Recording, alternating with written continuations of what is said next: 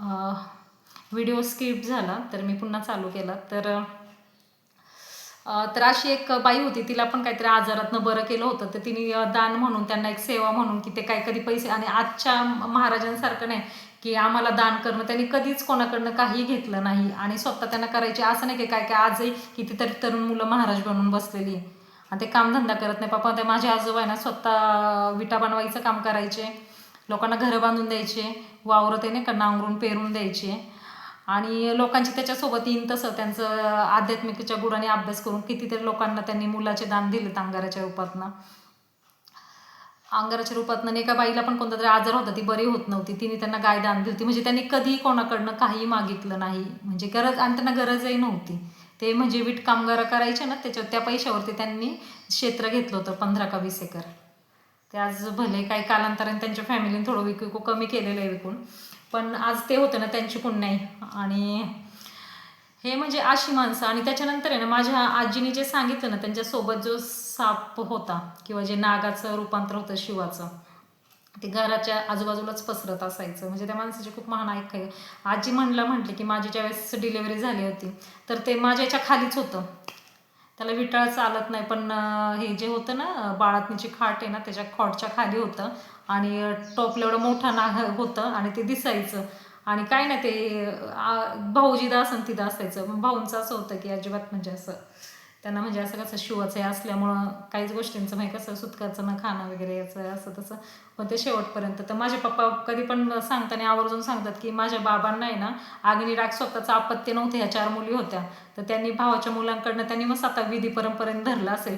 पण ते पप्पा म्हणतात, आम्ही चाललो होतो ना, आम्ही त्यांची ज्यावेळेस मैत करण्यासाठी चाललो होतो, तर मैतीच्या माणसांच्या मधनं साप तो पळत होता. विचार करा कसं असेल ते दृश्य कसं असेल. आणि ज्यावेळेस ती विधी परंपरा झाली का, ज्या अग्नी डाग द्यायच्या आधी सापाने त्याच्यात उडी घेतली होती, असं त्यांचं हे झालं अंत्यविधीची. आणि म्हणजे त्यांना एवढी गायी हे केली, आणि त्यांची पूर्वजांची एवढी पुण्य की त्यांनी म्हणजे पप्पांच्या समोर उदाहरण की ते घर बांधले, ते मोडकीला, त्याच्यात आमच्या 2 पिढ्या गेल्या. म्हणजे जे पप्पांच्या वडिलांना घर बांधून दिलं, काय आमचं असेल, म्हणजे यांचं असेल, किंवा कलाकार असल्यामुळे चांगले बांधकाम करणारे असेल. म्हणजे मला आज त्यांचा आदर्श असा वाटतो की ते जर बुवाबाजी करणारे असते, तर ते इतर कामामध्ये प्रारंगत नसते ना. पप्पा ते पेरणी एवढं सुंदर करायचे की लोक त्यांना उचलून न्यायचे घरामधनं. परत एवढं वीट कामगार होते, ती लोक सोडत नव्हते कारखान्यावाले की नाही आम्हाला असा कारागीर मिळणार नाहीये. पर एक बाईला एवढा गुणधर्म आला की ते आजही कोणत्या गोकुळाष्टमीला कोणता तरी उत्सव त्यांच्या गावामध्ये साजरा करते, म्हणजे जेवण घालते. आणि दुसरं की एकीला एवढं आजारातनं बरं केलं की त्यांना गाय दान करून दिली. ती गाय पप्पा म्हणजे आम्ही तिचं गावजानी नाव ठेवलं, तर ती गावभर फिरायची आणि दूध द्यायला आमच्या दारात यायची. म्हणजे एवढी त्यांची आख्यायिका होती. आणि जे सर्प जे आहे तो जन्मापासून त्यांच्या आवारामध्ये होता. शेवटी अग्निडाग त्यांना अपत्य नाही, ती कमी घेऊन होतं, किंवा 3 मुली होत्या, अपत्य म्हणजे 4 होतेच ना आता आजी वगैरे धरून.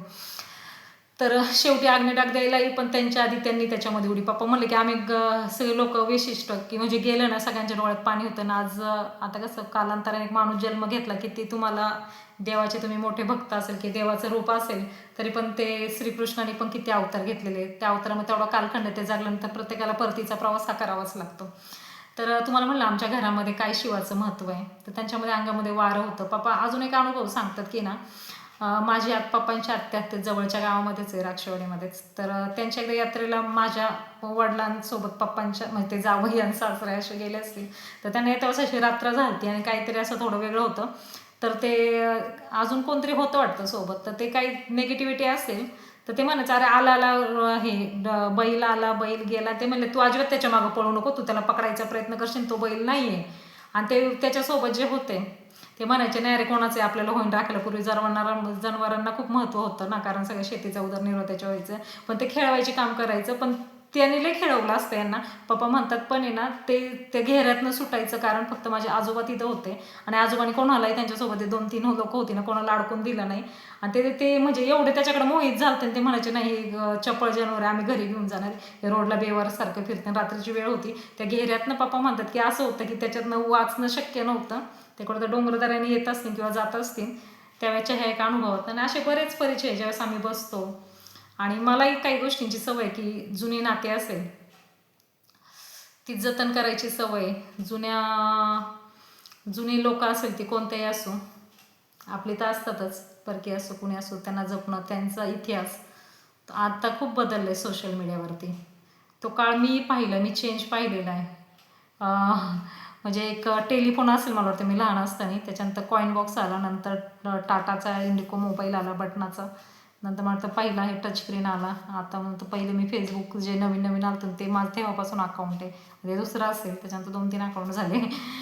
म्हणजे आमचे जे शिवभक्ताचे आहे त्याच्यानंतर. आणि माझे वडील, माझे पप्पांचे, माझे मोठे चुलते ना, ते पण खूप देवाची सेवा करतात. पप्पा म्हणतात माझा भाऊ आहे ना, तो सकाळी ना, मोठे जे आहेत नाना, दादा बोलतात त्यांना, तर ते सकाळी 4लाच उठून डायरेक्ट विहिरीत आंघोळ करून यायचे आणि ज्योतिबाच्या मंदिरात घरात पूजा अर्चा करणार. ते म्हणजे खूप धार्मिकेला मानणारे आणि त्यांना काही गोष्टी समजतात. आणि पप्पांचा पण खूप सदृढ विश्वास आहे. आणि माझ्या जन्माची कथा आता